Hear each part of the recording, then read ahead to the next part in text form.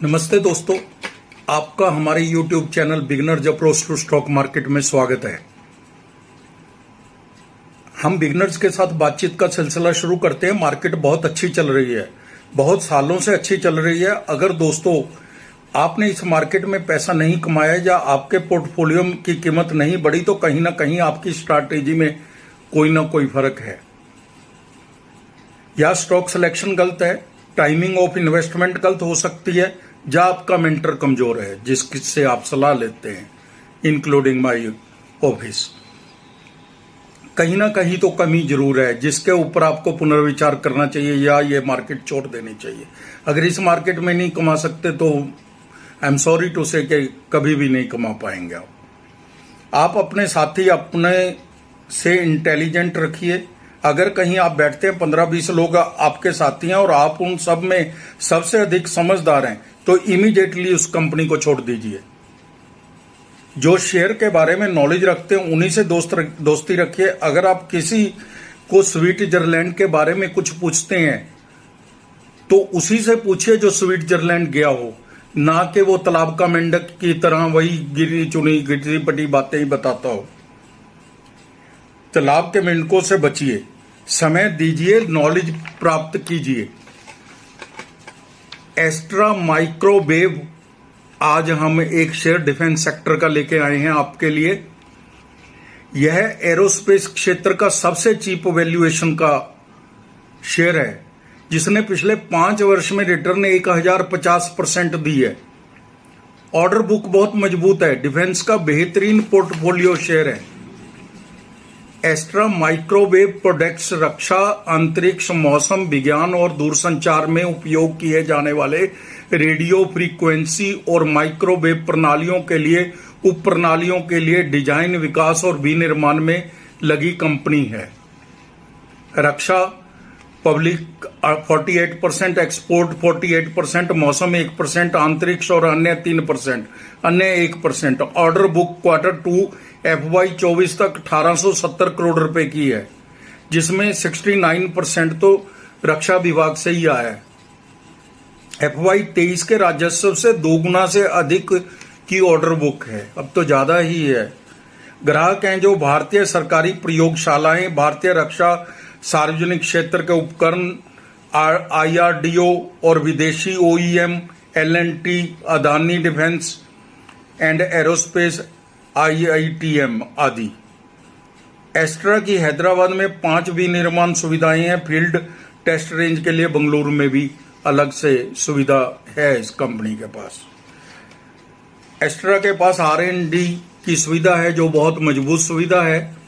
वर्तमान में SU-30, MKI, MK1, LCA, MK2, AMCA लड़ाकू विमानों के मौजूदा रडार को आधुनिक बनाने में ऐसे TRM को शामिल करने के लिए रक्षा एजेंसियों के साथ काम करती है।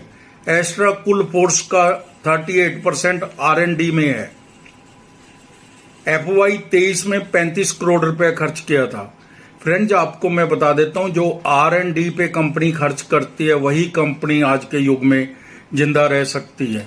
और यह तो 38% इसने अपनी वर्कफोर्स लगा रखी है इसमें, और 35 करोड़ रुपया खर्च किया है इसने 23 में। तो फ्रेंड्स, अगर कारें आती हैं उनका डिजाइन हर साल बदल जाता है। कौन बदलवाता है? R&D में ही तो होता है ये सारा कुछ।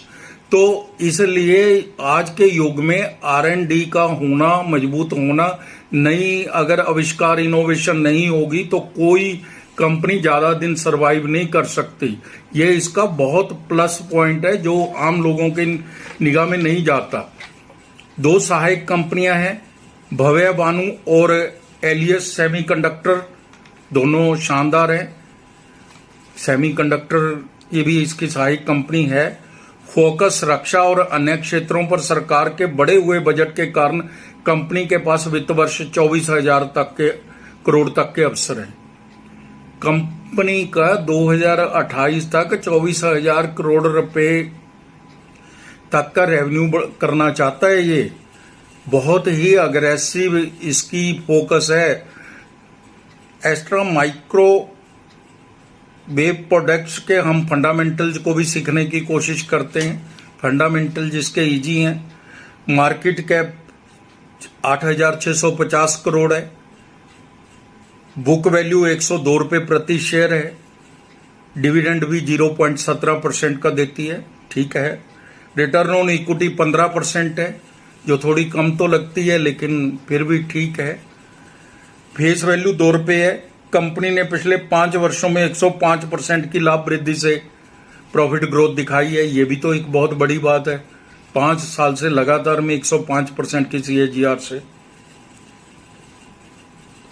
प्रमोटर्स होल्डिंग 6.54% है, जो कम है, कम तो कम ही रहेगी, लेकिन इसका एक तर्क जो मैं दे सकता हूं वो ये है कि बहुत सारे ऐसे ग्रुप हैं जिनके पास 3 से 4% की इक्विटी है कंपनी की। हाँ, प्रमोटर्स कम है, प्रमोटर वाला बेनिफिट, वो प्रमोटर का नुकसान नहीं उठाना चाहते, बेनिफिट सारा कंपनी का लेना चाहते हैं, इसलिए उन्होंने अपने शेयर अलग से रख लिए, प्रमोटर कोटे में नहीं है। तो कंपनी ने क्वार्टर 4 FY 24 के अच्छे नतीजे पेश किए थे। नेट प्रॉफिट क्वार्टर 4 FY 23 में 14 करोड़ से बढ़कर 71 करोड़ हो गया, 5 गुना। 5.73 इसकी EPS हो गई थी क्वार्टर 4 में। हम कंपनी की वर्थ समझने के लिए FY 24 के रिजल्ट्स FY 23 से कंपेयर कर लेते हैं। सेल है जो 816 करोड़ से बढ़कर 909 करोड़ होगी FY 24 में। OPM 18% से 21% हो गया। अरे भाई, मार्जिन का बढ़ना, इसको तो मैं बहुत सीरियसली लेता हूं। अगर मार्जिन बढ़ता है किसी कंपनी का तो बहुत अच्छी उसकी ग्रोथ है। नेट प्रॉफिट 70 करोड़ से 121 करोड़ होगी, बहुत ही शानदार नेट प्रॉफिट है। EPS 8 रुपये 6 पैसे थी, वो 12 रुपये 75 पैसे होगी। रिजर्व है जो 947 करोड़ के हैं, कंपनी के पास 238 करोड़ की बोरिंग है जो नॉमिनल है, कम है। Cash and cash equivalent 13 crore है, इन्वेस्टमेंट भी है 24 करोड़ की। सॉलिड बैलेंस शीट कह सकते हैं आप, मजबूत है balance sheet. Return on capital employed, capital पे जो रिटर्न है वो 17% से बढ़कर 19% हो गई, बढ़ रही है, हो सकता है इक्विटी पे भी बढ़े आगे। प्रमोटर्स 6.54% है, इन पे बात हो चुकी है आपसे। FII 3.17% है, DII 13.59% है, पब्लिक के पास 76.70% है। शानदार फंडामेंटल्स हैं, बिजनेस मॉडल यूनिक है, अलग से है। ये एक अकेली कंपनी है जिसका कोई पीयर कंपनी नहीं है इस मॉडल की। होंगी थोड़ी बहुत मिलती जुलती होंगी, लेकिन ये पीयर कंपनी इसकी एक भी नहीं है इस मॉडल की। दाम 910 रुपये है, 52 वीक हाई एंड लो 1060 रुपये और 341 रुपये है। PE 70 है, सेक्टर में अकेला शेयर है, मैंने पहले भी बताया आपको, सेक्टर में अकेला शेयर है। मिलते जुलते सेक्टर की 60 PE हम कंपेयर करने के लिए थोड़ा रख लेते हैं, मिलते जुलते सेक्टर के, लेकिन मैं सेटिस्फाइड नहीं हूं इससे। 70 PE 70 कम है, 100 की भी हो तब भी ठीक है। बजट में रक्षा क्षेत्र की कंपनियों को फायदा हो सकता है। एरोस्पेस का सबसे सस्ता शेयर है। मैंने आज कम से कम 15 डिफेंस सेक्टर की कंपनियों को देखा शॉर्ट लिस्ट करने के लिए, उनमें मुझे ये सबसे चीप वैल्यूएशन का शेयर नजर आया। 1200 रुपए तक जल्दी जा सकता है, बाजार के जानकार कह रहे हैं। क्वार्टर 1 FY 25 में सेल और बॉटम लाइन में उछाल आना चाहिए, ऐसा हमारी टीम का अनुमान है। बहुत से एक्सपर्ट खरीदने की दृढ़ता से सलाह दे रहे हैं, 1350 रुपए तक जा सकता है। 3 महीने में 30%, 1 वर्ष में 148% और 3 वर्ष में 408%, 5 वर्ष में 1050% का रिटर्न है, अगर किसी ने रखा होगा तो लॉन्ग टर्म के लिए। BSE कोड 532 493 है। 4 विश्लेषक हैं, मजबूत खरीद 2 और खरीदना 2 कह रहे हैं, चारों बेचने की कोई बात नहीं कर रहा। फोरकास्टिंग का 1 वर्ष का अनुमान 1091 रुपये है, एक फोरकास्टिंग कंपनी द्वारा। हमारी टीम का अनुमान है यह शेयर 2 वर्ष में 2000 रुपये तक जा सकता है। कोई भी निवेश करने से पहले स्वयं से जांच कर लें। हमारे वीडियोस केवल एजुकेशन पर्पज के लिए हैं, बैलेंस शीट पर ही हम ज़्यादा ध्यान देते हैं और डिस्क्लेमर हमारा जरूर देख लें। Thank you very much.